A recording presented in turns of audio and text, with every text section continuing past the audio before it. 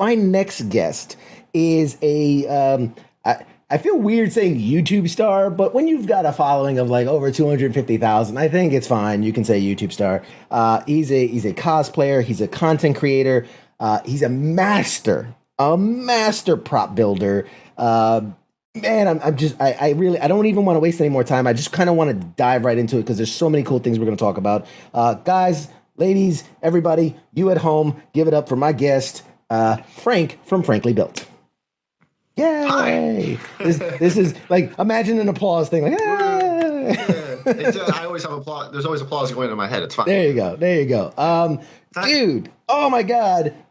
First of all, thank you so much for being on the show, man. This is such a cool thing, man. Thank you for taking the time. Thank you for having me. Thank you. This is a cool thing to do. So thank you. Okay. Man, literally my head is spinning right now. I'm like, I've got to brace myself because I have so many questions and so many things I want to understand and learn. But first and foremost, I always ask all of my guests, what is your connection to the military? Wait, this is a military thing? No, I'm kidding. Yeah, sorry. I forgot. Oh, no. I am Air Force, active duty Air Force. I'm specifically a jet engine mechanic on the F-15s. That's pretty much it. It's I've been in for coming up on 9 years. October will be my 9-year mark of enlisted active duty. Fantastic, man.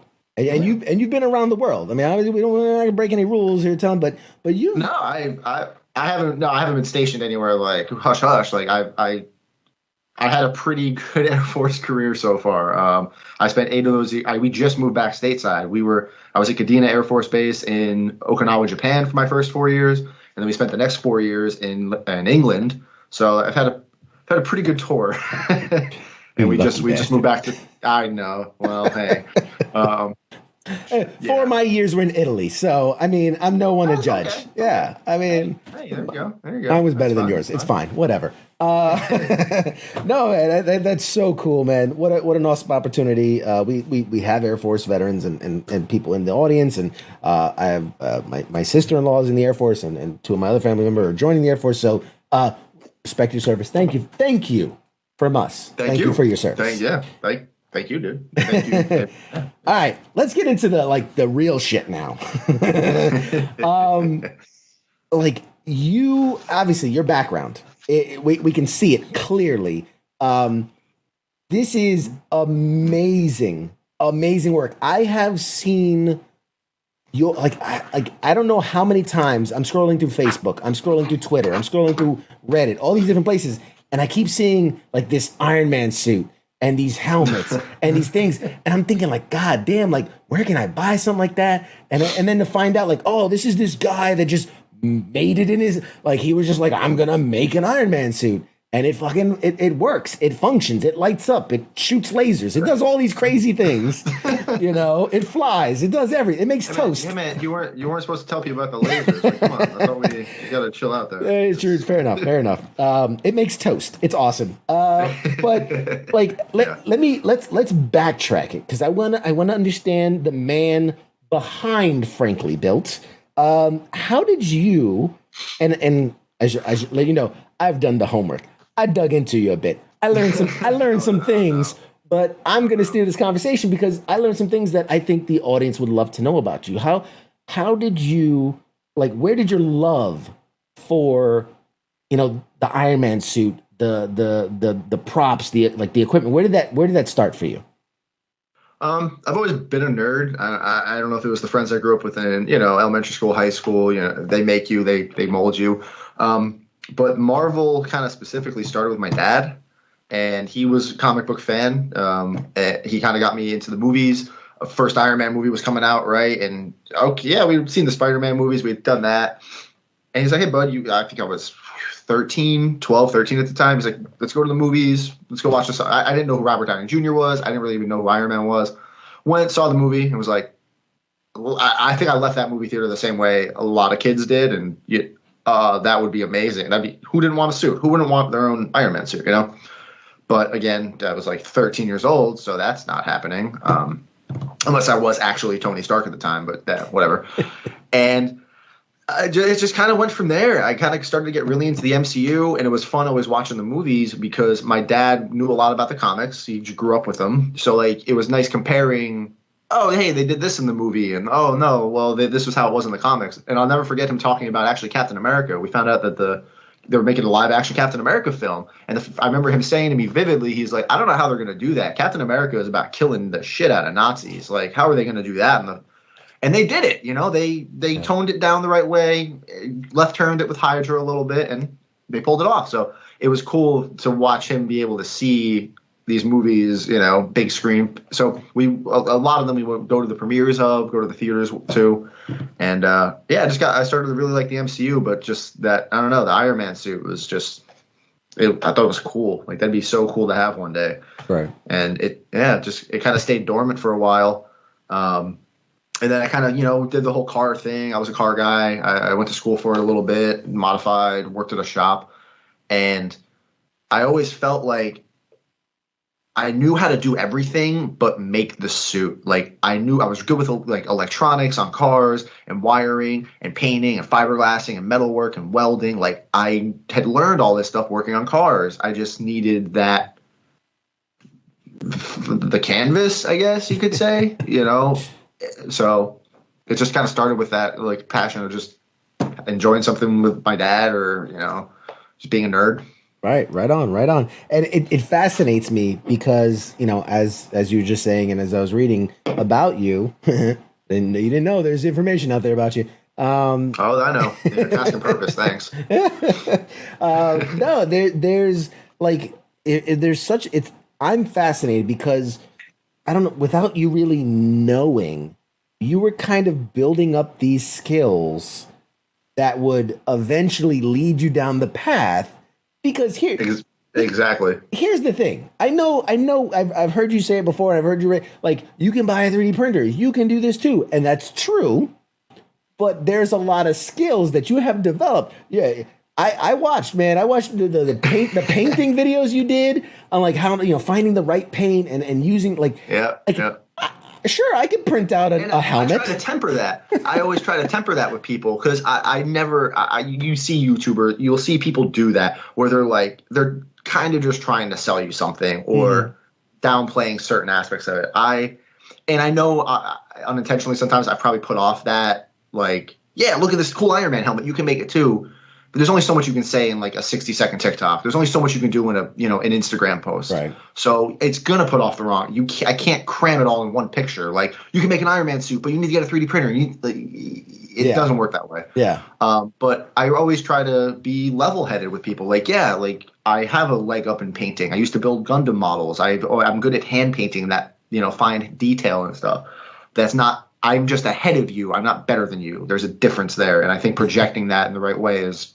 You got to be careful with it. I'm not better than anybody. Can do this. I'll say it right now. Like, it's just how much time you want to put into it. I just got a head start on it. That's all. Yeah. No. Absolutely. Like, yeah. And that was kind of my point. Is that where you have a certain ability, you've learned a certain practice through, like, your welding techniques, your sanding techniques, and obviously, right, we make mistakes and we get better, whatever. But, like, you did have a background knowledge or a background experience and all these little things that built this up. My point was more that, like, where somebody else, like you were saying, would take that and go like, look, I built this Iron Man suit, you can too. And discount, like, all the skills that went into it, all the little details that went into it. You, on the other hand, have built a YouTube channel that breaks it all down. You do the tutorials, you do the how-tos, the walkthroughs, the guides, and break down every step. And, like, this is in a world of social media where, like, information is key, right? Like, the guy that holds the secret, right? He's the successful one, and he's going to guard that, because you can't, like, you've been like, look, this worked for me. Here you go. Like, you've put it all out there, man. Yeah, somebody said that to me. I mean, and I've always been cognizant of it, especially I sell props on the side too. Like, I do. I sell props on the side. It helps fund all of this. Sure. It continues to. But it's funny because I'm always kind of working against myself, because I want to sell you that Captain America shield, right? But then you can go to my channel and figure out what printer I use, what paint I used, how to make. Like, I show you. So yeah.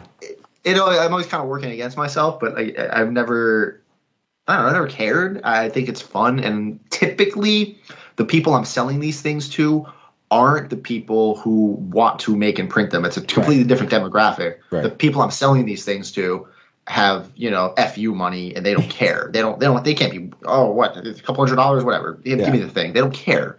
Where then there's the other side of it, the hobbyists who want to learn how to do this. And those are my people. So, yeah, no, absolutely. You definitely, like, to me, it's a very clear, distinct line. There's two separate businesses. There is I'm going to teach you how to do this. And hey, if you just like to buy stuff, like, I don't know, me, like I could just go in and buy stuff. You're honestly a perfect target demographic. If I was to, hey, because I do make a couple things you can't buy, certain broken shields and certain types of helmets. Granted, you could buy them from someone else who makes them, but you can't just hop on Amazon and get it from Marvel. They're not licensed Marvel products. See, I only buy. No offense, I only buy licensed products. I don't. No, just kidding. Oh, that sucks. That sounds terrible, honestly. I have good friends of mine, and I hope they're watching that are like super into 3D printing. So I'm very aware of kind of what goes into it, and I mean it's simple, but it's not simple, right? Like there's a learning curve, and you've got there's a lot. If that didn't make sense to anybody, you've never 3D printed, because that actually made that was a perfect description of it. It's simple, but it's not simple. Yeah. And there's always towing that line of gatekeeping. The community's weird. It's a good community, great, definitely. Community printing community is great, but it's always a weird line of, again, selling the wrong picture. Oh, yeah, get the printer, hit go, look, ooh, Iron Man suit. No, but you don't want to also scare people off, being like, well, then you got to do this, and you got to do that, and oh, shit, you got to do that. So you kind of have to be careful. It's a balance of not trying to scare people away, but it isn't for everybody. People are going to get frustrated. People are going to give up. It's a hobby. Not everybody's a brain surgeon. Not everybody likes, building engines for cars. It's... Yeah, you want to learn the piano, you start tickling it, and then you're like, this is stupid. I'm out of here. I hate this. Whatever. Pick up a guitar. It is what it is. You play Guitar Hero instead, and you're like, I did an instrument. Yeah. Which, by the way, we've got a live audience, guys. If you have questions for Frank about prop building, cosplaying, and his Air Force, I don't know, his Air Force experience, I don't care. Whatever you have. Go ahead and ask them, and I will read them in the chats, and I'll get our guests to answer them while they're typing away. I'm curious, man, dude, there's so many questions. It's so fascinating to me. Like first of all, I have seen many lists of cosplayers, and I'm curious your thought on this. You rank among the best. I pulled at least 10 different articles, and if you weren't the first place, you were in that top 2, top 3. Where are you looking?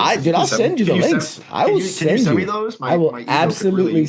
I will send them to you. They exist. I mean, and you're going up against the greats in cosplaying. They've been doing this for dozens of years, and I know you bought your first printer in 2019, and really just.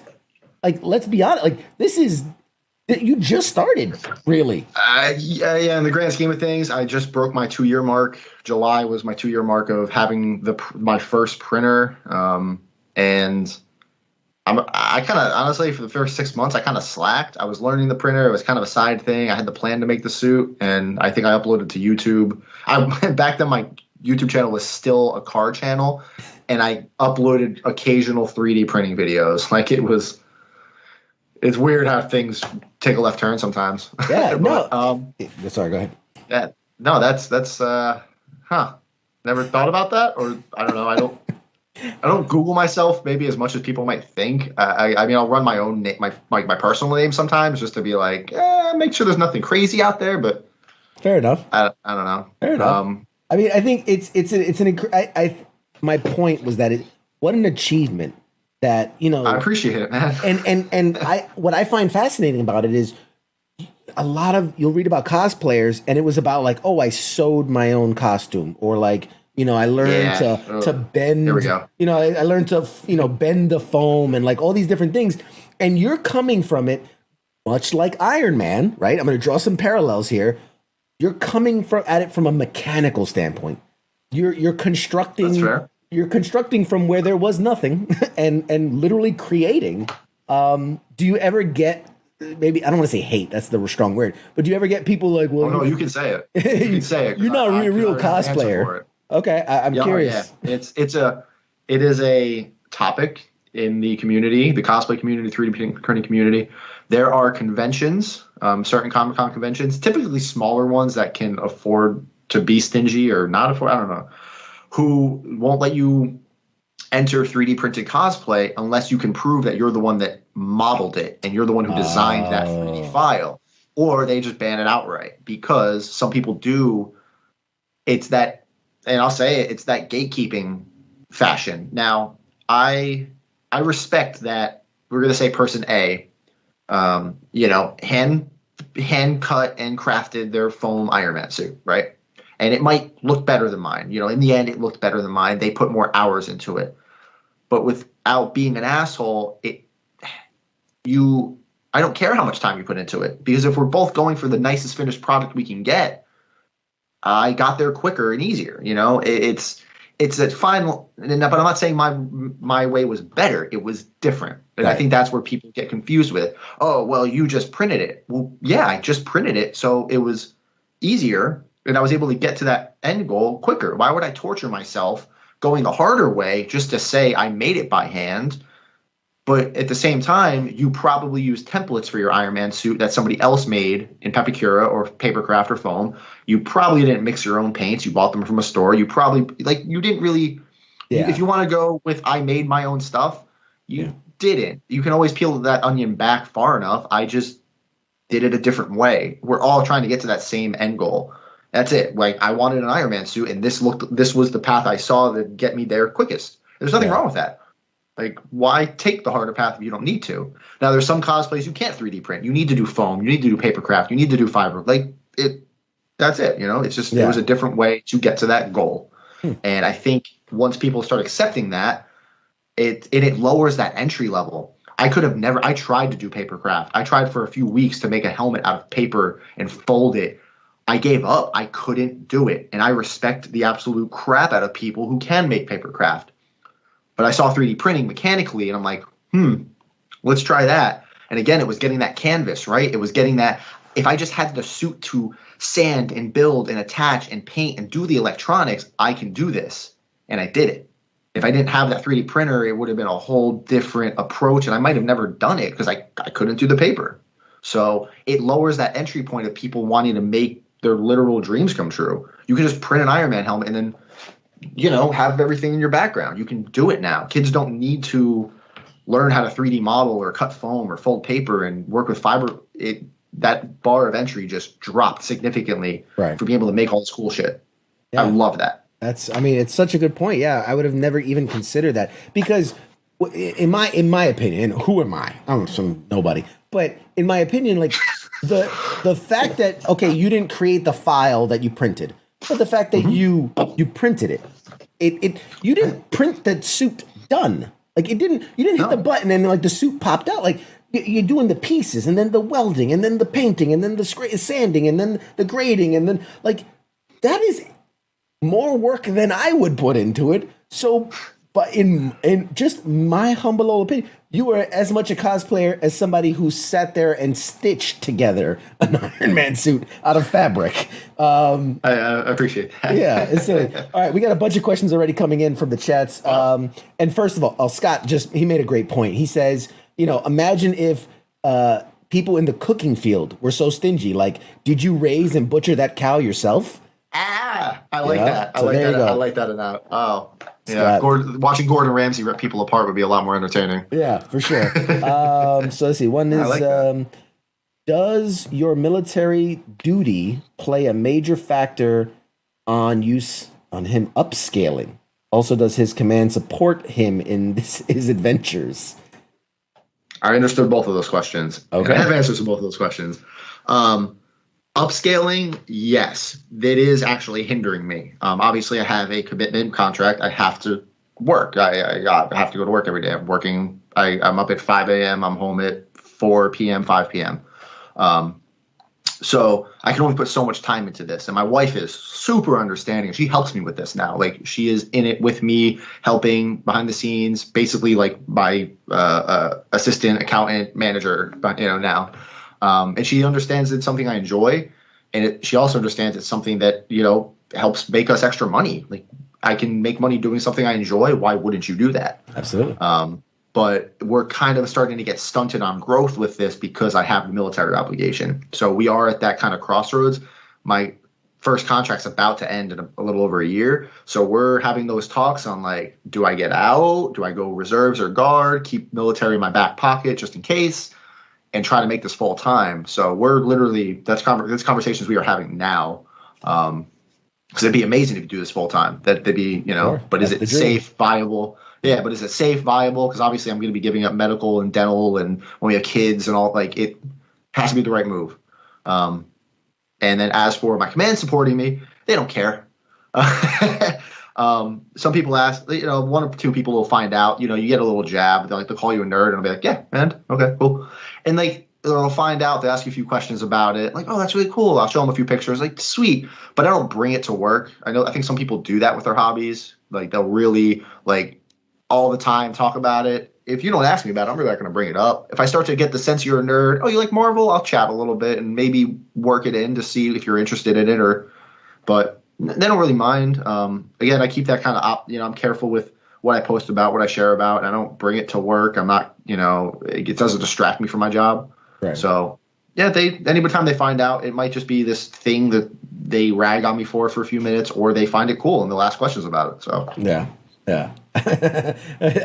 Sorry, there's some funny chats coming in. We're going to get to these. Let's do it. So, okay, the next question is what? I'll try to keep them shorter. Sorry. No. I mean, and listen, let me just tell you, if you're having a good time, we'll keep this rolling. Don't feel like you're fenced in. Man. You're not fenced in by anything. You have your opportunity. What is the most detailed item you have ever 3D printed?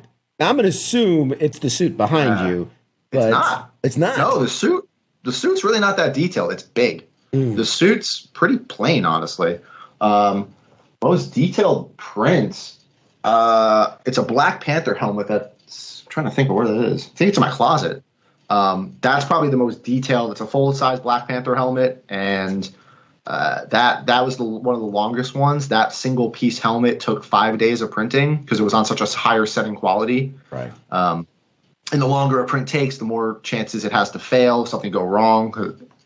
Yeah, that was probably the most detailed piece. I'm scared to finish it and paint it. It's black. It printed it black, so it looks good. But like, I'm scared to even sand or paint it because I'm like, it just looks. It looks good. Good enough. Yeah, but the suit's just a lot of panels. It's just a lot of big pieces. If you get up close to it, it photographs well. We'll go with that. Fair enough.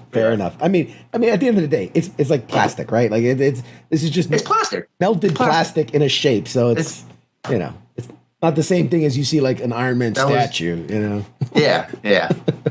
I like that simplification. Yeah. Melted plastic in a shape. Yeah. That might have to be a shirt, actually. Oh my god. Anything said here is totally yours to use. I just like 10%, just like a little kickback, and we're good. Someone write that down and DM me. Okay. What's been again? I feel like the Iron Man's an easy answer, but what's been your favorite cosplay that you designed, modeled, and created? So, I don't know how to 3D model.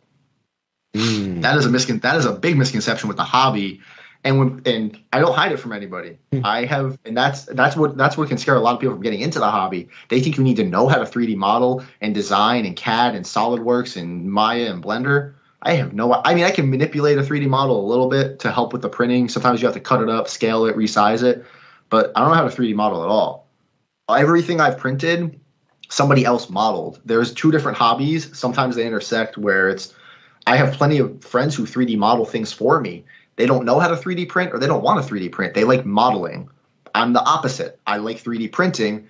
I don't really care to even learn how to 3D model because people are already making the stuff I want to print. So why would I waste time, you know, it's not a waste of time. Obviously, it'd be a skill I'd learn, but like I'd rather spend the time printing the thing and making it when somebody else already designed it. Yeah. And every 3D modeler I've ever worked with adores having their stuff created. Every single one of them. They love seeing their things made. You mean I 3D modeled this thing and now this dude is holding this 7-foot Buster sword? They love it. I love interacting with 3D modelers because it's just the feedback they give you. It's a good exchange. But with that, this sword that's on the wall right here, it's called the Jawblade from Monster Hunter World. It's probably my favorite like big sword prop I've made. The paint job came out so much better than I had ever thought it was going to, and it's overbearing, and I love just holding it and looking at it, and it turned into one of my favorite things. That or the Blades of Chaos up there because they just are shiny and metal. Beautiful. Yeah. And I did recall the Captain America shield there, not a Marvel licensed product. That is stainless steel made in a machine shop. At a Comic-Con, like I met a guy, metal shop, and he makes shields. And that is beautiful. That's the next paint job step for these two. These two are getting an upgrade, and I want it to look like that. That's beautiful. That's good. And so able to stop at 22. So if mine can't, if anybody now, if you have anything bigger than that, I mean, if you took the round out through it, mine would stop it. But that's true. That is true too. That is true. A fired round. Yeah. Okay, a couple more questions from the audience. Does he? Usually, we'll do the promoting at the end, but the question came in. Does he have a website? Does he take requests for some of us who aren't savvy in building things? I am working on an Etsy shop. Right now I sell basically in my Instagram story. I'll make extra helmets. I make and then sell. Right now that's just easier. Selling and then taking commissions, it eats up a lot of time. Eventually I will be doing stuff like that. But right now I'll make a couple extra helmets here and there. I'll make a couple extra swords or the big thing my Etsy shop is going to be is raw prints. I'm going to print the raw pieces of the shield, swords, helmets, and you can buy them and finish them yourself. So kind of like when you had the Gundam and you get the pieces exactly, and then you would glue and you'd all this stuff. That's pretty cool. Yep. Yeah, very nice, very nice. Let's see. What is a good starter 3D printer for 2 to 3 inch models like D&D miniatures? All right. This is different than what I do. I just started diving into this on my channel. It's called resin printing. What I do is FDM plastic printing, melting plastic into a shape. That's what I do. However, I just got my hands on some resin printers. Just search resin 3D printing and start watching some videos if you're interested in D&D. Super tiny detailed figures. It is so much cooler than plastic printing.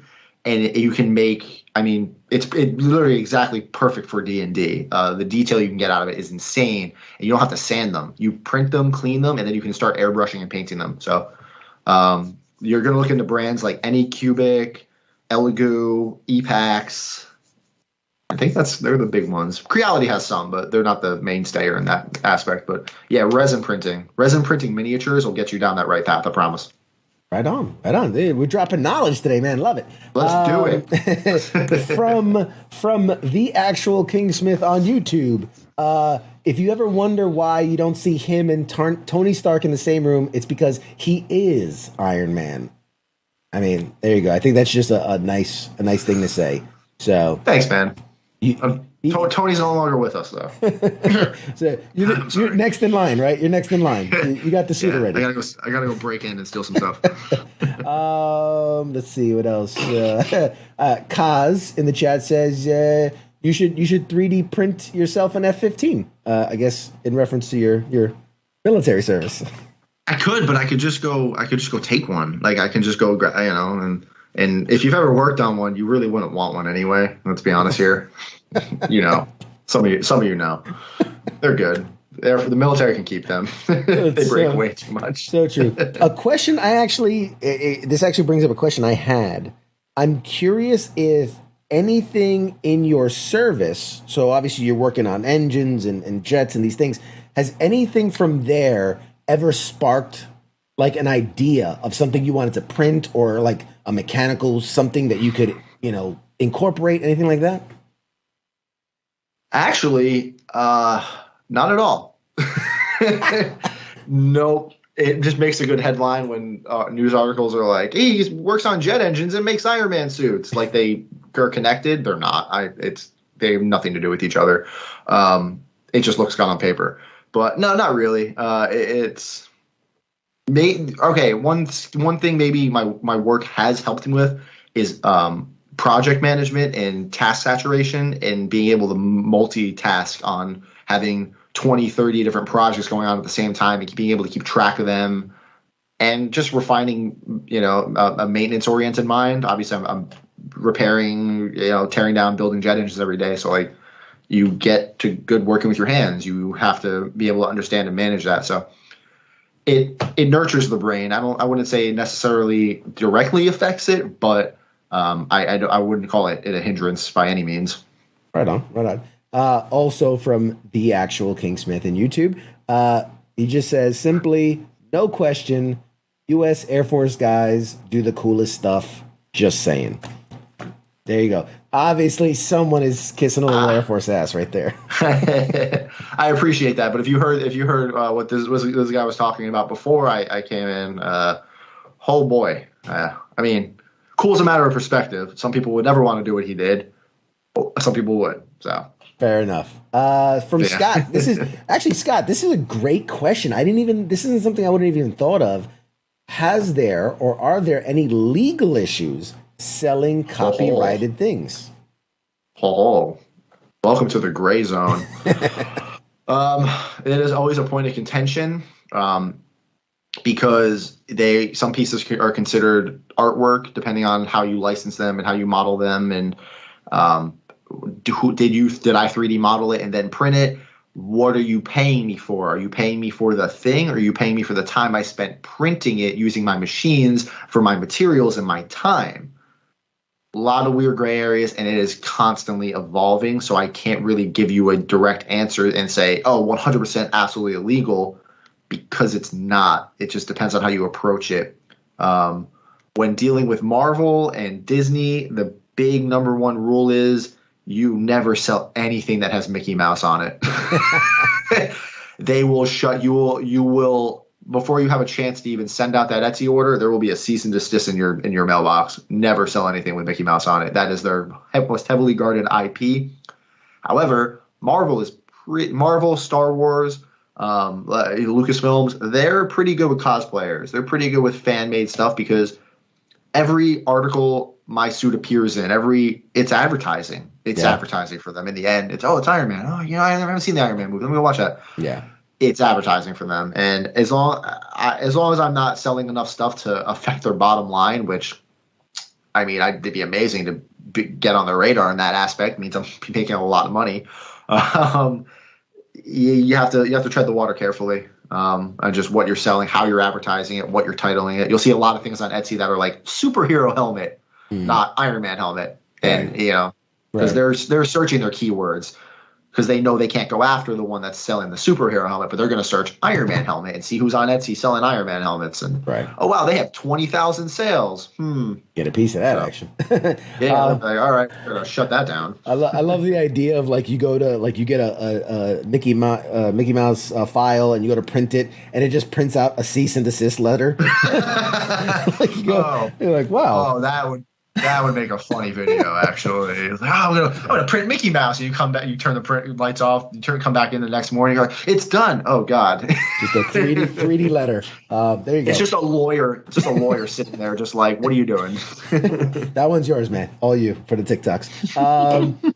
Let's see, got a couple more. I mean, I have a dozen questions, but I always like to give the audience a chance. Let's do it, man. Let's go. Let's see. With the 7.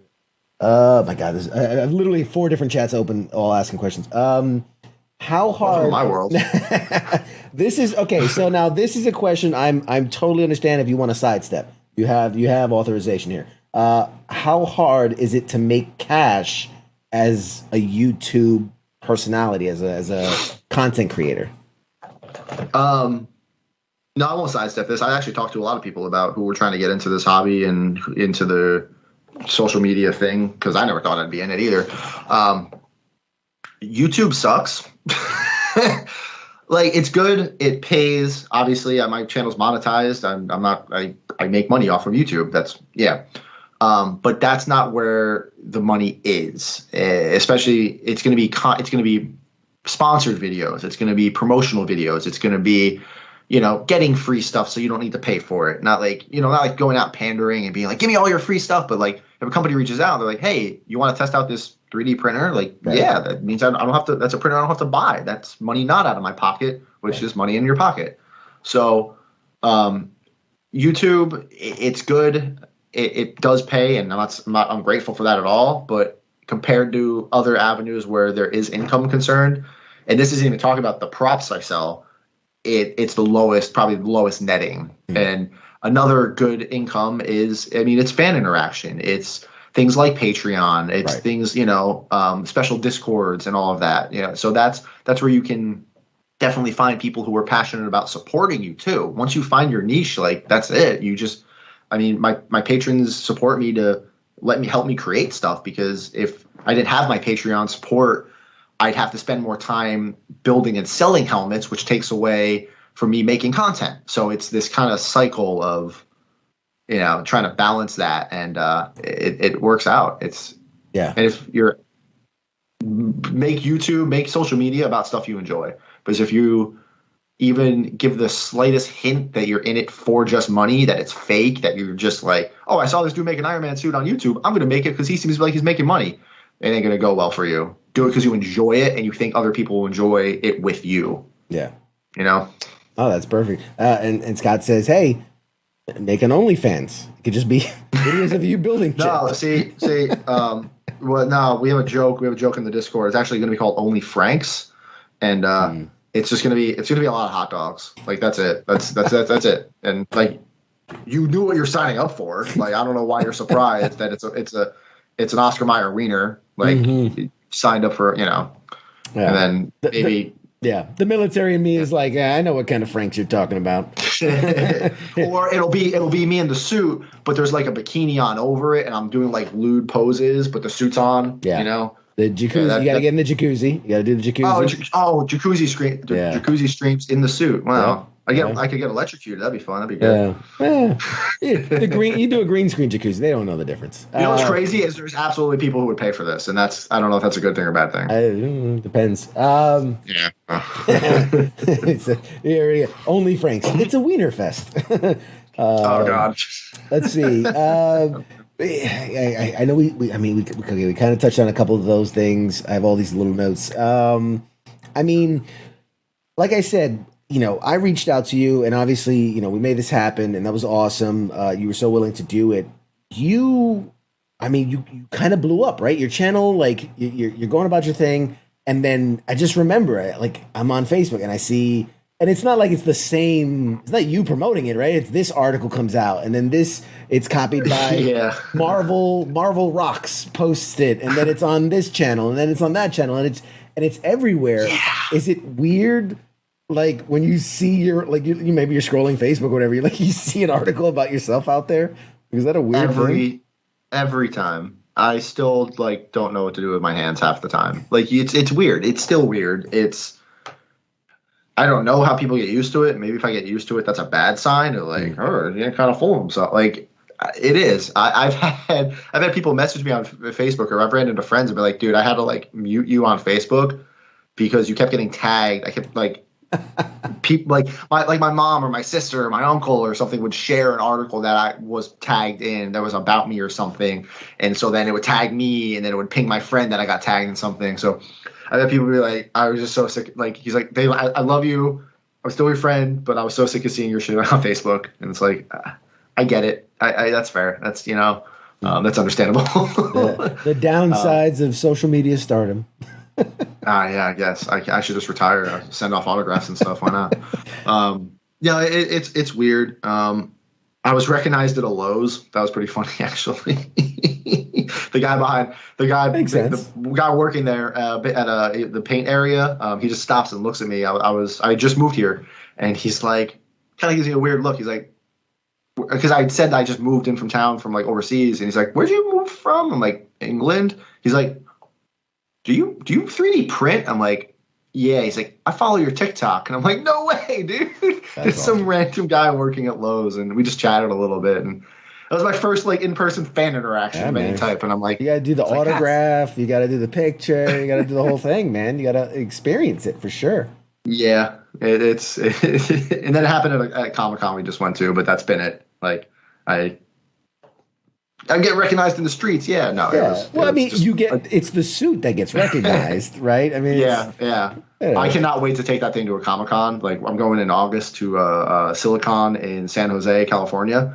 I can't wait. I can't wait to go finally bring it somewhere. oh So, yeah. Well, you gotta when you post about it, man. We're gonna share it on the page because I'm sure it's gonna oh, blow up overnight as well. Jim from the chat says because we were talking about the articles, all these articles about you. Have you called out anyone for fake articles? I don't know if that's a thing that happens. um, if you're referring to like misquotes or like oh Frank did this or said this or no, not really. Honestly haven't really kept track of everybody who's made an article or posted something. I mean, I kind of kept a couple links and here and there because you can kind of recycle and reuse them if someplace reaches out like, hey, we want to know more about you or we want to type this. Like I've answered a lot of the basic questions already, so I'll just kind of share them around and cut and copy them. But no, I haven't had to call anybody out or go after anybody for slander or misquotes or Misrepresentation. yeah. I mean, I if I maybe it's a good thing if I get there, like notoriety. I don't know. I hope that never happens. But at the same time, it'd be kind of funny if that happened. All right, fair enough. Fair enough. So I'm curious, like when you started this, right? And I know this started as a passion project. It was, Yeah. a lot of emotional connection and other things, and we don't have to get into that. But once you started to have an inkling that maybe it's building a following, maybe there's a way to monetize this. I'm curious at that moment, what's your idea of success? What's that brass ring that you're like, man, if I get there, like I fucking made it, you know? That's Yeah. it. Wow, you got me there. Damn. I don't. It just kind of kept growing. Like if YouTube slowed down, Instagram picked up. If Instagram slowed down, Reddit picked up, or then TikTok blew up, and then it went back to YouTube. And I don't. I used to think, all right, like I think of like 100,000 on YouTube, like that'd be amazing. Like I started with a couple hundred, like that'd be like in that aspect. I already feel like I kind of made it in that. Like I'm proud of that. I Sure. was proud. Like it was so surreal to open up that little box and like it had my channel's name on it. Like that was so cool. Like, but now that it's passed, it was just a thing that happened, and it's just still kind of growing. Um, I guess if I could pay for my house and live off of just this, I think maybe that would be the I made it moment. Like this is working, this is happening. Mm. And maybe I'd get there and it would still feel the same as it does now. Just I'd have more time for it. So I don't know. Yeah. I think that's the thing. We always put like, okay, here's the flag at the top of the mountain, and then you But get to you that keep point. raising it. Yeah, you get to that point, Yeah, and then it's you go, already holy higher. shit, You're there's like, more mountain. oh wait, yeah, I can keep. Okay, yeah. Yeah. When do you peak? Like, Right. Exactly. So it's a fascinating thing, and the idea of success and challenging ourselves. I'm that's fair. curious. I'm curious. You are a content creator. I mean, again, I said it feels silly saying oh, you're a YouTube star or whatever. Because I do legitimately think that you're a creator. You're a person that makes a product and puts it out there for people to ingest. Versus like when I hear a YouTube star, it's like some guys like I'm like doing silly dances or something. I don't know. But That's fair. with that content creator stardom, I'm curious, what are some of the things you've seen that's been like, oh wow, this brought this really good thing to my life, but also maybe hey, what are the shady, the things that like most people don't know come with that kind of success? Um, oh, that actually, I do have a few good ones for that. The obligation. I think that's the thing that people don't realize or think about. And that's going to vary person to person. I'm not saying everybody's going to fall into that trap. But when you start to have followers, you, or at least me, I'll speak for me. And if you guys can relate to this, awesome. But you start to feel almost obligated, like you owe them something. And I'm not saying that like I'm ungrateful at all. I'm not. I know this could all go away tomorrow, and that's it. Like I'm very grounded about that. This is a enjoyment, but you feel obligated, and it does.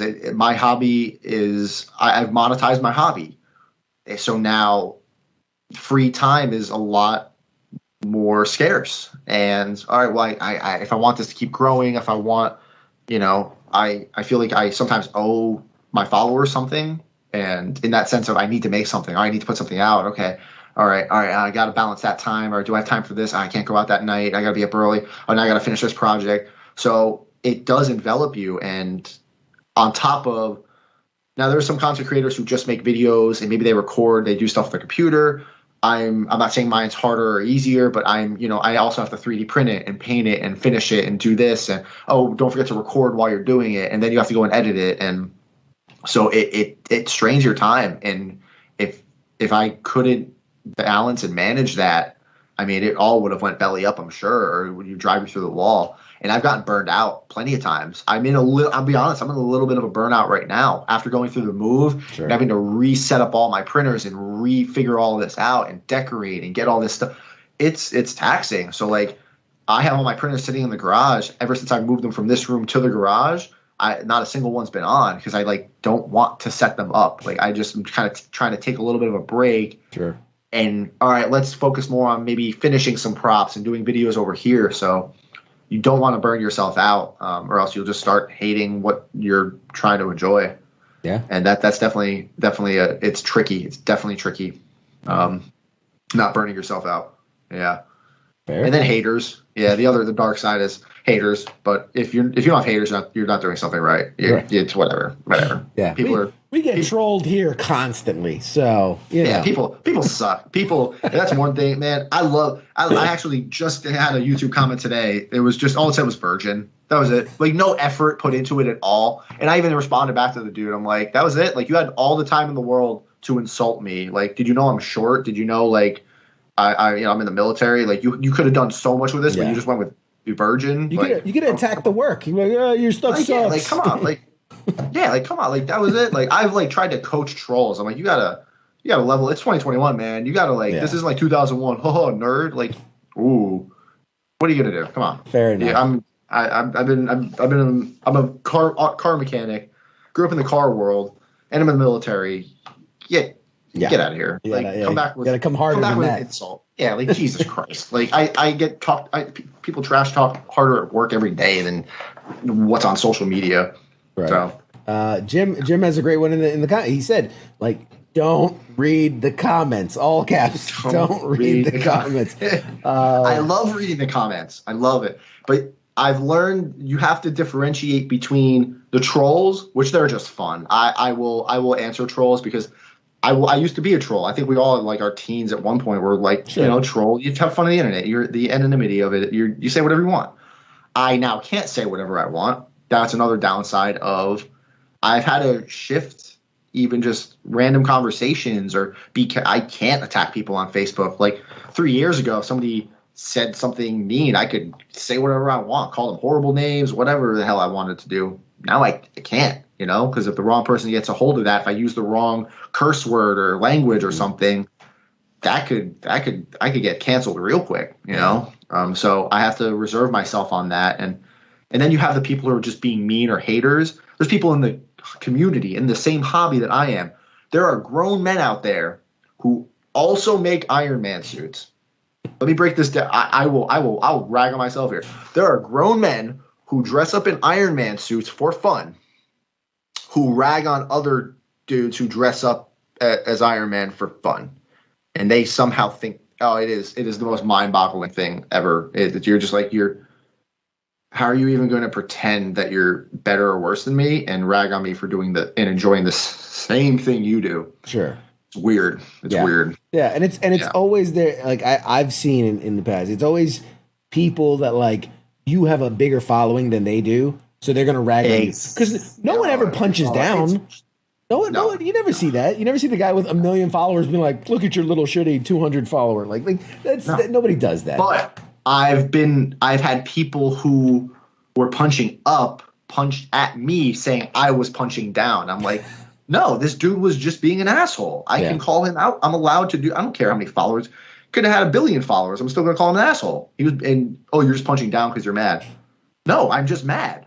There's a difference. I'm not attacking him if someone like Mark Rober he's not a dick, but if he turned into like the biggest dick in the world and said something mean on one of my comments, he'd be like, screw you, dude. Like, what? It doesn't matter how many followers you have. You're still a person. I can be mad at you. Like, that's fair. Yep. Yeah. There's a whole side conversation happening right now in the chats about trolls.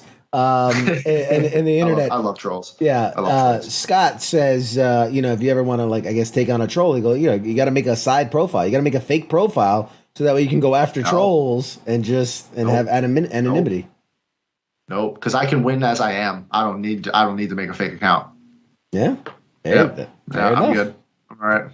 Fair enough. Okay, some more questions. There's nothing they could ever say to me that I haven't said to myself or heard. Like, what? Virgin. I've been married for 10 years. Okay, sure, whatever. Fine. Great self-control. Like that type of stuff. You're not like, oh yeah, just a saint. Like, what do you really? Oh, you're 30 years old and you have a bunch of toys and you're okay. And you watch football? Do you play video games? Like, I don't. Like, let people enjoy things. Nobody who's doing good, and I will stand by this. Nobody who's doing good in life. Nobody who's like pulling in 6-7 figures. They're having the time of their life. They have the wife or family they want, whatever cars they want. If they're not hopping on YouTube and going to some random channel's comments and being like, "You're a loser, you suck." Those are nobody does that if they're happy. Like, it's the people who they're jealous or they don't understand or they're mad that it's weird Iron Man Marvel stuff. I don't understand it, so he's a loser. Like, I get that a lot. You'd be surprised. Find a hobby, man. Like, chill out. Like, what? I like this. Mysterio 3D on YouTube says you need Mysterio. That's. I know he's one of my patrons. I know him. There you go. He posted a comment. He says you need to 3D print a troll and say your comments don't deserve this. There you go. appreciate the thought. That's an excellent one. There you go. Radar, stop putting comments. My co-host Radar is putting comments in the. He's saying how he's a thousandaire. He cleared 4 figures last year, so good for you, buddy. Good for you. There you go. So one of the questions that came in was about what's coming down the pipe and like what's the big build. Now I know from watching your stuff, you got that Mark 39 in progress. How's that coming along? Well, now that I'm here, moved, everything showed up. Like, my stuff got here a week and a half ago from England. I'm in the process of repairing the red suit, my first suit. It broke. I'm upgrading, updating it. Once that's done, that needs to be done by Comic-Con. Like, that's it. That's priority one. Right. That's even cutting into content creation and filming. Like, I am out of. I honestly don't even think it's going to be done in time. We'll figure it out. Once that's done and I'm back from Comic-Con, that's on the stand. It's good. I have that suit. It works. We're back into the Mark 39. Everything I need to do, the one leg is done and fitted, one arm is done and fitted, the whole torso is fit. I just need to duplicate it all over, make sure everything's nice and snug and works, and then we're going to do the electronics, then we're going to do the paint, and he'll be done.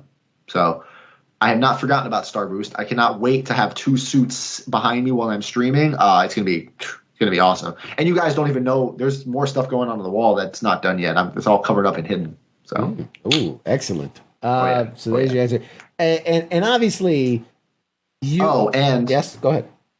There is a third suit in work too. that only a couple people know about. So, yeah. I mean, if you wanted to drop an exclusive here, that's fine. But if you don't, it's fine. It's all good. Nope. Some of my patrons don't even know. Nope. Hey, I'm all for working behind the scenes and bringing out the great product. I'm working on a little something myself on the side, but a little video thing. So I think me and you are kindred spirits in that, like, Marvel is kind of prevalent. Like, I love all things geek. I've got the start. There's a Imperial Stormtrooper helmet back there. I see a Riddler cane. I see the Riddler. Yep. You got it. Walking Dead. The Dix. My God, Daryl Dixon's crossbow. Like, That's what that was. I got things out there. I got things from other universes. I'm curious. Is there ever a thought to, like, because I know I've seen the Mandalorian helmet you've done. We've seen the blades you've done. Is there ever like? Do you get people like, oh, you should print Master Chief, the Spartan suit, like anything ever like that? Every damn effing day, every single day, print Spartan armor. That might be one of the most popular requests. Master Chief, Spartan armor. Aside from that, constantly people are asking me to make a Spider-Man suit. You don't 3D print a Spider-Man suit. You get it screen printed on latex or spandex. You don't print it. It's not that. But I'm not. I like Spider-Man, but not that much. And I'm not. Yeah. I'm not that confident with my body. That's why I wrap it in an Iron Man suit. So yeah, that's no. With that, there is a plan for a Batman Arkham Knight cosplay, and I don't mean like the Batman Bruce Wayne armor. I mean the Arkham Knight from the game, like Jason Todd's. Yeah, I have computer screen. The helmet. Yes, I have the helmet printed. I have the very nice files for it. That is eventually going to happen. I do not have a timeline on that. I also have 2 video game cosplays I am kind of working on. One's kind of done. Haven't posted anything about it. And then another one's not even started, but I would like to. So there are other cosplays I want to do. And those 2 anime video game cosplays, the only things that are 3D printed are going to be the props or the weapons. The rest of the costume I have to build. So I'm going to be branching out a little bit more into, like, a little bit of foam work and then mostly piece gathering for a costume. So very nice. I'm excited. Excited, man. We're learning all types of things. Anything in the going into it. We're getting from the Star Wars universe, Darth Revan or Vader, anything like that? I have 3D printed I printed a Darth Nihilus, Darth Revan, and Sith Acolyte mask for my buddy back in England. I printed Anakin's lightsaber, just the hilt, and Palpatine's saber. I do have some other cool Star Wars files I've been entertaining printing, but I don't know. I really like the I was never going to print a Mandalorian helmet, and then I saw the show, and I'm like, it's nice. Oh, like, okay, this was like it was like a Western. Yeah, like, you didn't even need to be like my wife watched it. She's like, yep. It was just a good, like, Star Wars Western, but if you knew the lore in the background, it was just extra little bonuses, and you just like, oh, I know who that is, or you just didn't have to care who that was. Yep. Yeah, there are plans. There are plans for some Star Wars stuff for sure. Yeah. I'm sure you can put together a pretty cool Mandalorian suit, probably too. So I have my Iron Mandalorian, right? That Mandalorian helmet that is like Iron Man colored. Right. I have very much entertained finishing that into a full Iron Man DeLorean suit. I have some cool ideas. Iron DeLorean, I like it. Iron DeLorean, like redoing the chest plate to like glow, and we'll see. Yeah, because I guess that's the next thing is, like, once you're like, okay, I've built everything, now comes the mashups. Now it's like, but like between Marvel still putting out, we have so many more shows coming out and movies. Star Wars is back in full swing. DC's trying, bless their heart. They'll get there eventually. And then between anime and video games, like, I'm never gonna run out of stuff. Like, I'm never gonna run out of. I'm already like so behind on current pop culture stuff that I want to print. I'll never run out of content and things that I want to. But what's great right now is I'm still only printing stuff I want to. And that's where the people will ask, hey, print the Master Chief armor. Hey, print this, print that. It's like, I can say no. And like, I don't mean it in like a dick way. Like, oh, no, it's literally just like, no, I don't want to print that because I'm not interested, because I can still print the stuff I'm enjoying because I still have a full-time job. I'm not depending on you guys reacting to this 3D printed Master Chief armor because the fans wanted it. Like, I don't need that clickbait yet. Maybe if it goes full-time, I'll have to start taking certain requests and being a little more cognizant of pop culture. It'll have to happen if I go that route. And then doing commissions, doing requests. Hey, can you make me this thing? I don't necessarily want to make it for myself, but yes, money talks. So if it's about supporting a family at that point, the dynamic is going to have to shift. I understand that. If it's playing with that, is that worth it? Or am I going to sour the whole hobby because I had to make a Flash costume for somebody and I didn't want to, We'll figure it out. No, that's excellent. Excellent. Now we've been talking for an hour. So this is your exit ramp. We can shut it down, or all right, bye. If you want to keep going, we got a couple more questions, and the audience is having a great time out there.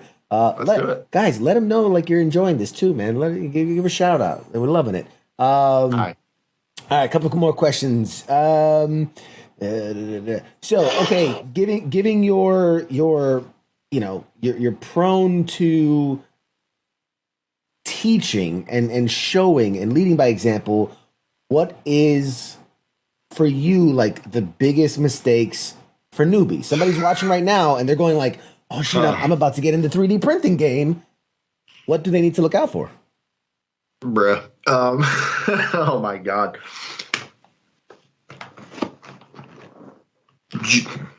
Just because this is a can of worms you just opened. Do not base your own progress off of what you see somebody else doing. For example, me. Yes, I show you the Iron Man suit, the prop, the helmet, the whatever. But just because I said I printed the suit in this amount of time and it took me this long to finish it, that should be no reflection of how long it's going to take you. You could go much smoother. You could go not so smooth. You are going to fail. Like, that is, if there was a shirt, a slogan for 3D printing, it would be, you are going to F this up. Accept it. That's it. And so many people, they get so deterred by the failures. It's like, no, stop.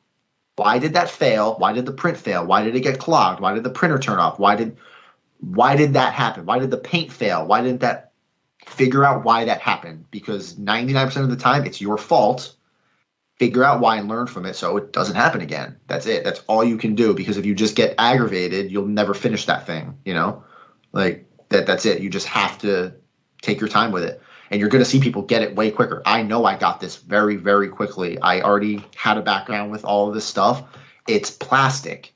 I've been working on Gundam models for my whole life. Like, oh, it's plastic. Oh, I can sand it. Like, so don't base your progress off of somebody else's, and just do it. I wish I had started so much sooner. I wish I had started cosplay so much sooner than I did, but I don't regret that it's tricky. Like, I do wish I started it earlier.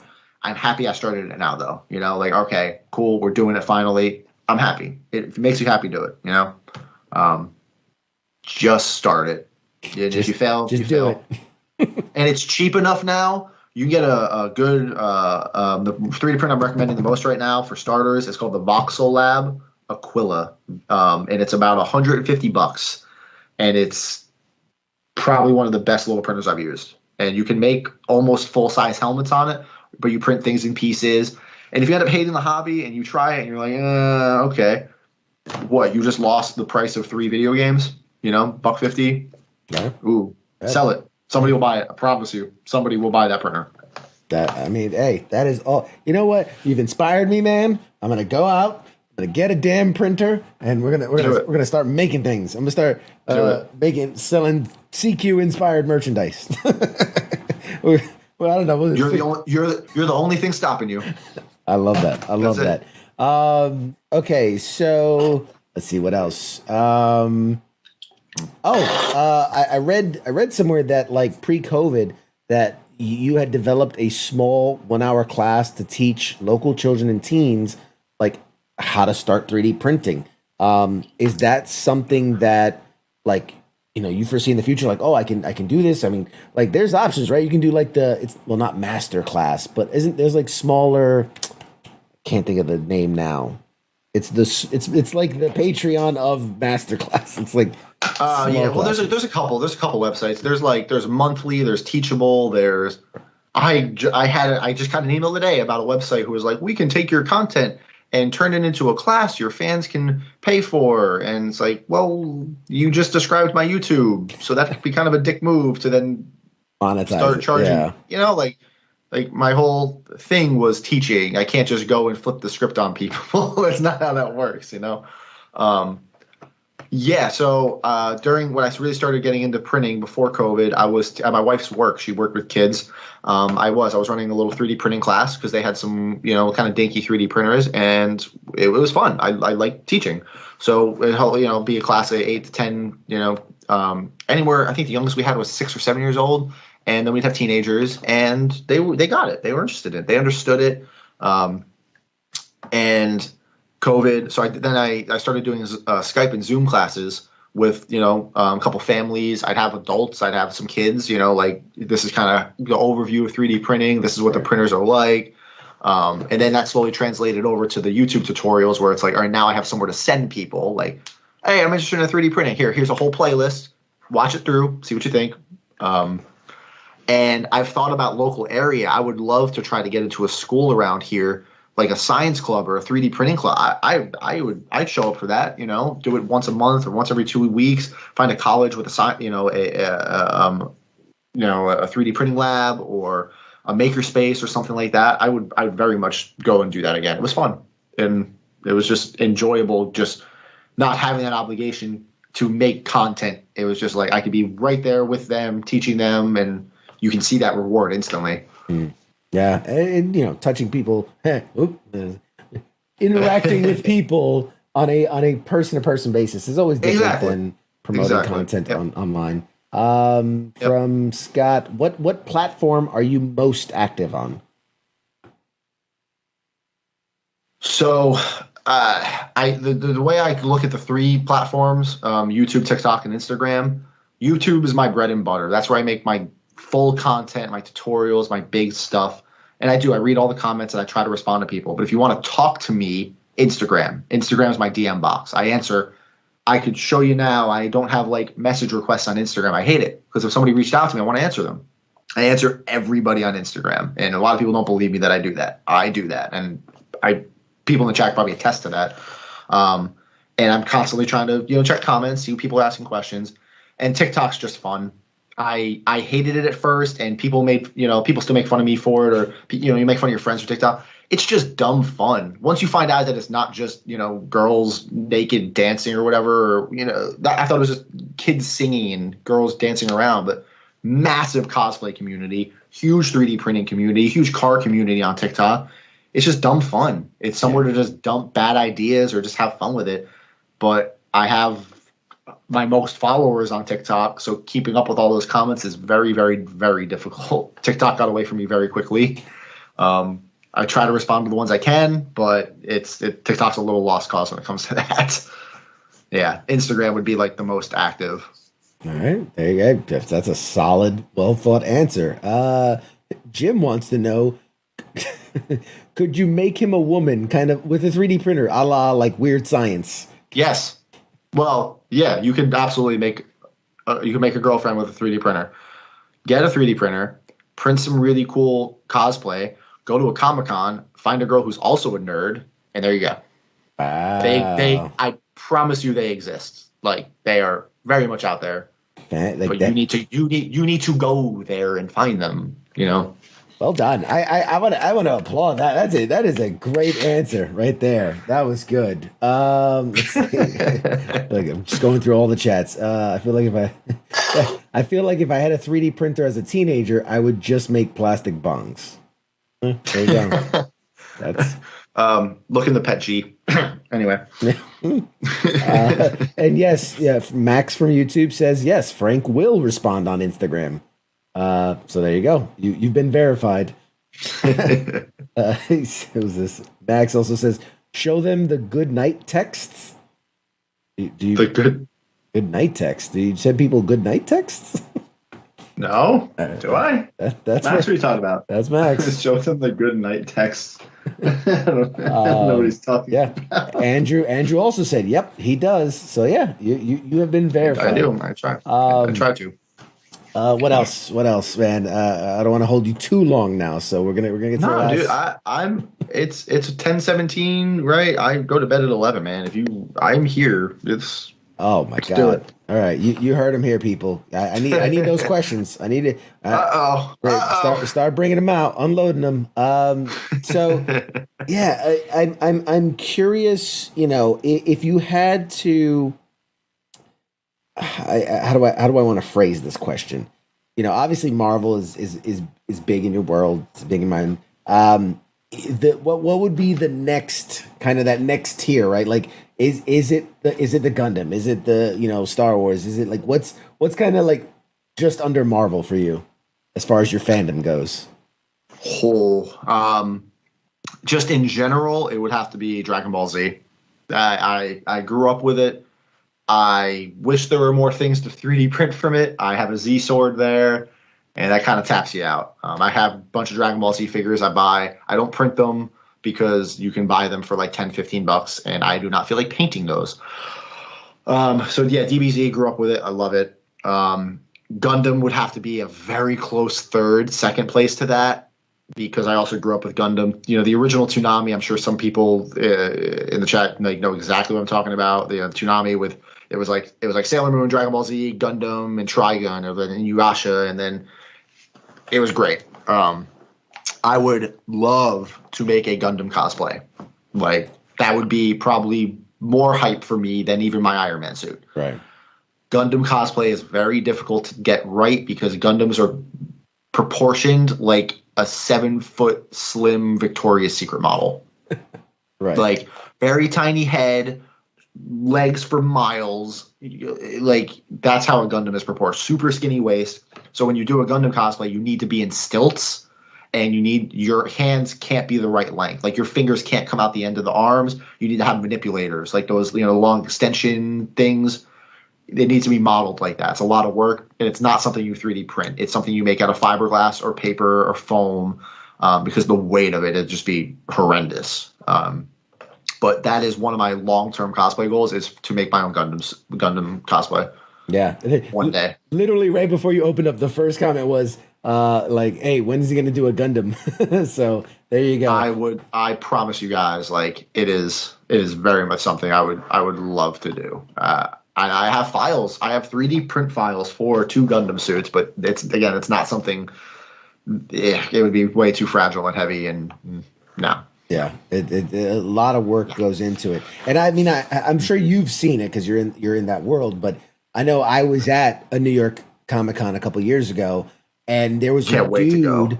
Can't wait. There was a guy in a Hulk Buster, and I mean, it was what I can only imagine the size of a Hulk Buster. Like, it was. Hulk Buster is 11.5 feet tall.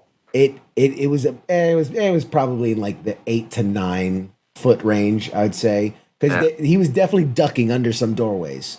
But it was massive. It was so huge, and then like the pilot helmet would pop up, and he had the Iron Man helmet underneath, and I just stood there, and I'm just like, I can't even, like, my brain doesn't compute like that. Just how do you maneuver and that's just crazy. I'm sure someone especially Mysterio, is probably already typing it out. Already done. Or Max. Extreme Costumes had the Hulk Buster, he says. Well, I also may have the screen used CGI files from Age of Ultron of the Hulk Buster. So, moving on. Yeah. I don't even know how you would get something like that. Well, I guess if you start to know people, yeah. You start to know people, and what I mean is, I have the CGI files that were converted into 3D printable files for the full size 11.5 foot Hulk Buster. Right. Yeah. It makes sense. Maybe one day. I was talking about getting the 3D printer myself, and of course I got a comment come straight to me saying, like, how long until you print a Kang helmet? And I'm like, yeah, because I'm all excited about. I'm excited. Yeah, I would assume you're watching all the stuff. I mean, with what time? I don't know. But are you keeping up to date with like the Disney Plus shows and all the movies and everything? Yeah. Oh yeah, Loki was primo. Loki was so good. I love it. They did it. Like they did it. Yeah. It's the multiverse consequences. The next saga can't wait. And that nothing. I don't think a line in realistically. I'm gonna be honest. I don't think a line in MCU history has been delivered quite as chilling as when he said, "If you think I'm evil, wait till you meet my variants." Just the pause that I actually sat there and I'm like, oh shit. Yeah. Like, oh, okay. They're doing just the way he delivered that line was artful. Yeah. And you just know that when we see him again, because we're going to see Jonathan Majors again, probably multiple times. It should be the next Ant-Man, Quantumania. That should be his appearance. Right. He's the main villain, theoretically. I think that's what they said. Yeah, that's the Kang appearance. I have a theory that we're gonna see him pop up different versions of him in other projects, but I think Kang himself. Honestly, if No Way Home is a multiversal film, again, nothing's really been released about it. That'd be a perfect place to make him pop up, do some damage. Doctor Strange needs to fix it, but Multiverse of Madness should be induced by Wanda. However, it would make a lot of sense for him to pop up too, because it's the multiverse, and he is not happy about that. So yeah, there's definitely places he can pop up. And yeah, I could talk about this all day. Is there? I'm just curious. Now I'm gonna pick your nerd brain. Is there anything? So obviously we know what Shang-Chi's coming out, Eternals coming out. Can't wait. Spider-Man's coming Eternals. So I have a theory about Eternals, and I'll pitch this one real fast. Go for it if you want. Obviously now we know the Eternals we're talking about. We stayed quiet until now, right? Mm-hmm. I would like to see what if. Now, all the timelines, time is cyclic, right? So everything should be going and happening, repeating. I'm wondering, what if the Eternals are locked outside of the time loop where time keeps moving and restarting around them, but they can't do anything about it? You know what I mean? Like they watch the world grow and die and fail and the universe restart and come back and restart, and they constantly keep ending up on Earth and they can't do anything about it. The little kid, I don't know if you've seen the set photo, like the smaller Eternal kid, I can't remember his name. He has the power to like erase their memories and stuff. Maybe there's something about him constantly erasing their minds, and the timeline gets reset and they can't remember. I don't know. I'm excited. I think it'd be cool if they were trapped. You sound like me on a given Tuesday night, right here in front of the audience, just going like, okay, so here's what I think. What if it's all connected? I'm the meme with the string and exactly. Look, it's all. You're just like, it's right there, man. It's right in front of you. Right in front of you. Yeah, we had me and my co-host Radar. We had a whole fight about me saying it was the prior to the last episode of Loki going like, it's not going to be Kang. That would be stupid. It's so obvious. There's no way. He says I called the idea stupid, and I'm like, I did not. And it was a whole thing. The audience got involved. It got ugly. Oh, no. Which, by the way, I think our boy Radar, for my audience that knows, because I see you got a lot of your guys in the chat, which is awesome. But for my audience that knows Radar, you called my idea stupid. there he is. There he is. Stupid. Radar's getting jealous over here. He's saying like, is Frank going to take my Tuesday spot? So Tuesdays on Tuesdays, because you know way more about this than I do. So there's that. You can't afford me. I was going to say, are you busy most Tuesday nights? Because I hear there's an opening soon. I'm looking for a co-host. Hey, you can take the back seat. You can relax for a little while. We just talk Marvel stuff. There you go. Everybody's laughing. I like it. So yeah, okay. So I mean, my God, they're if any. Let's before we keep going, because I do want to keep going this, but I want to give before we lose people. Right, people get short attention spans. They're gonna go. So I want to make sure we promote. Where can people follow you? Where can people support you? Where can people find you and interact with you? I know we kind of touched on it, but give me, and I've got a list. If you don't want to do it, I'll do it for you. So go ahead. Yeah. If you guys want to follow me, YouTube is probably the best place to start learning if you're interested in the hobby. YouTube.com/franklybuilt. All my tags and handles are pretty much the same thing.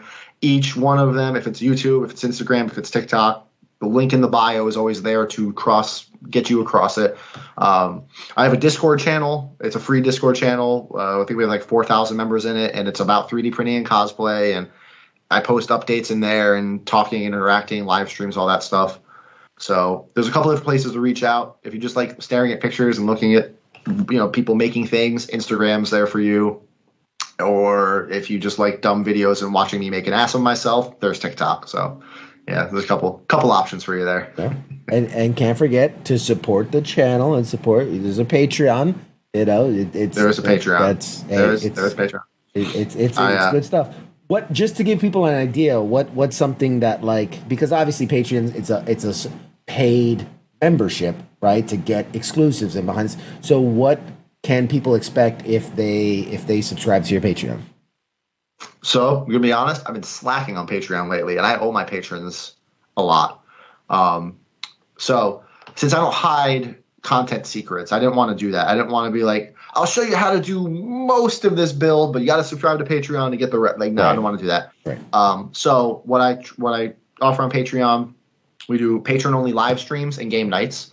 We'll also do, there's a whole private Discord channel for my patrons only, where they can message me, talk to me. They all have a much more direct line to getting help with 3D printing. If they just want to chat, if they want, troubleshooting help, patron only giveaways, props I make, and certain things like that. That's where one area I've been slacking in. I'll admit that live. I just, with the move and everything going on, sure, they've been super, super supportive and patient. So I'm trying to get it spun back up and start taking care of them a lot more.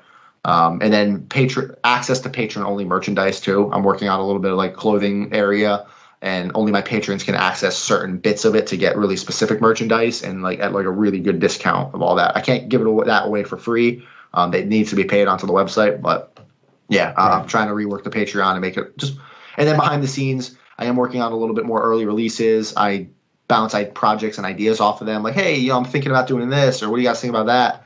Or just secret projects. I tell them about a lot of secret projects before they come out on the channel, and special partnerships and collaborations and stuff like that. Give them a lot more early access to that type of stuff. Excellent. No, I think that's great. And I mean, come on, how can people be mad? Like, no, you're supposed to move across the world and give me daily content at the same time. Like, yeah, it's definitely Jesus. not. Yeah, it's. Yes. So if you are, I know Mysterio's there. I think Max is in the chat. If you're one of my patrons, thank you so much for being patient. I am working on it. I am. We're gonna hold his feet to the fire. We got him. I'm trying. We got him pinned in. Yeah, but it's been the lifeblood. It has helped me build my new workshop. It has kept me afloat in some aspects of like getting this back up and running. Like, I will never not be appreciative of every penny they have donated and helped me with. It is. I never thought I'd have a Patreon. Like, I was so scared to even launch it. I'm like, would people really even do this? Like, what am I? And they did, and they have. So it's definitely helped. Yeah. No, I feel you 100%. I have a fraction of the following that you did, and I've done this for a year and a half, and I only recently was like, all right, I'll do a Patreon just because, little thing here. But I'm like, it was like $3, $5, because I'm like, I give everything like you. I try to just give of everything. But hey, if you want to support, like, it helps when my light goes out and I need a new light. There's one exit survey for Patreon that I actually like seeing when people leave the Patreon, whatever reason happens, finances, whatever.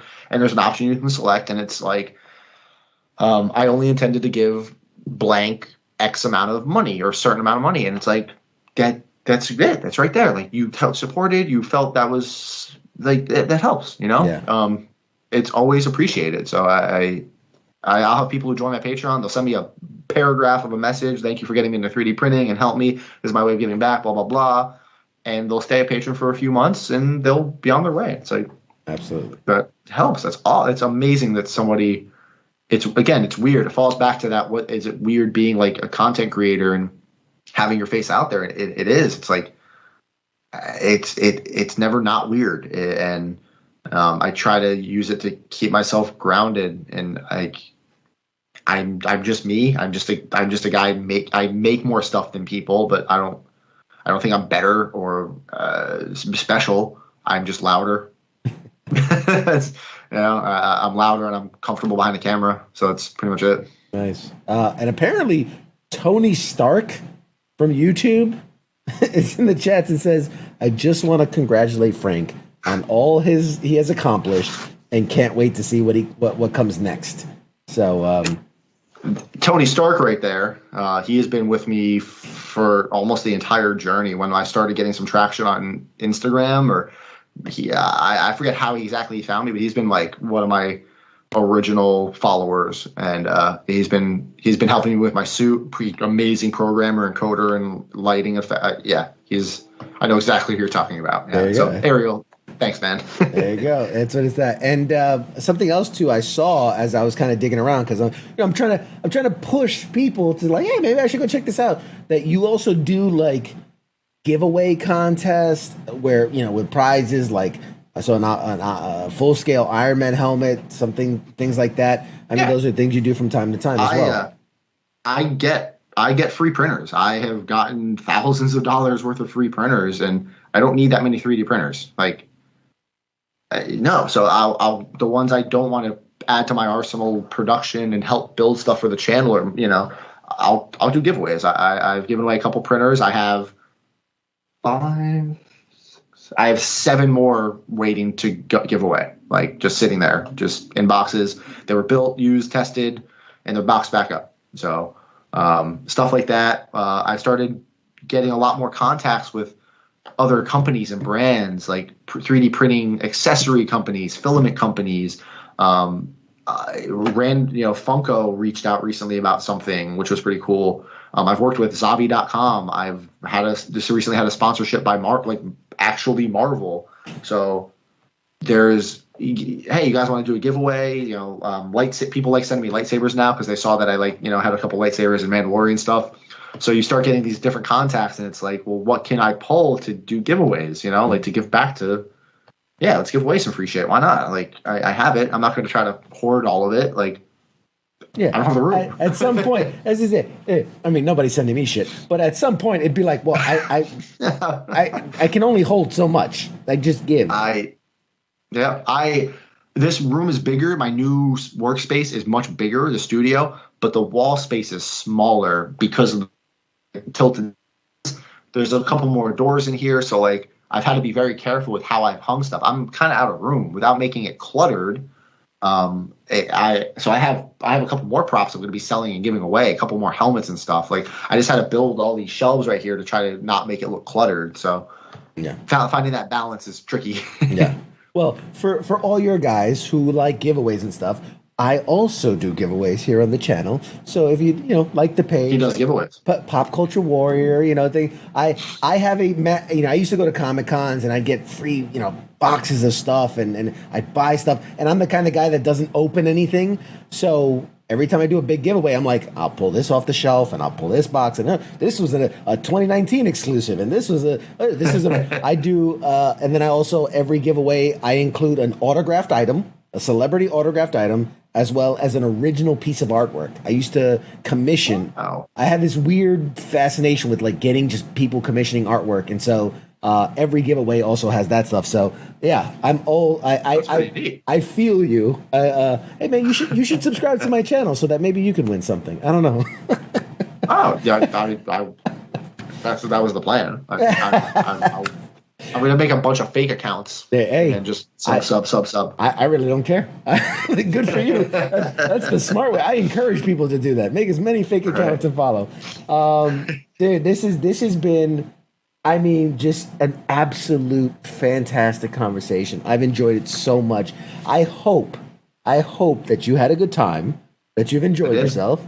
Okay. And that, the next big milestone, I want you to reach out to me and come back, because I want to be part of it. I want to have you back. I want to we're gonna have you in full suit. We'll start the whole thing. You come on in full suit. A little less comfortable. If I had known it was gonna be like this, you're never sure. You never know. Yeah. Especially going to interviews. I would have like put the top half. I thought about like, it'd be funny if I put the top half of the suit on or something. I was just sitting there waiting, but I'm like, let's do the first one. No, man, dude, you are from here forth. You are a lifelong friend of the show. Thank you so much. This has been a very frank conversation.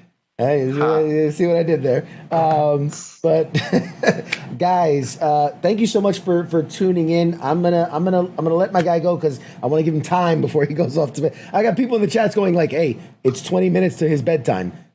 So, if I'm being honest, I'm probably gonna be up till midnight just out of insomnia and not being able to sleep. So it's okay. You just came off across the pond. So, okay. No, this has been absolutely fantastic. I can't wait for our next conversation.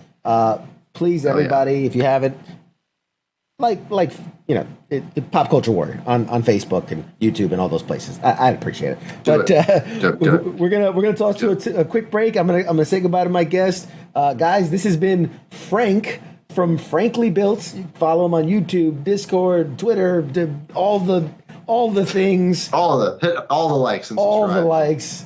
Support him. Ring all the bells. Thank him for his service. Come on, this guy's serving and doing all this content creation all at the same time, dude. You're a better man than me, sir. So I tip my hat to you. Thank you for serving and taking some bullets. Yeah, we all did our thing. But all right, guys, I'm gonna toss it to a quick break. We'll be back with more show after this. Shots.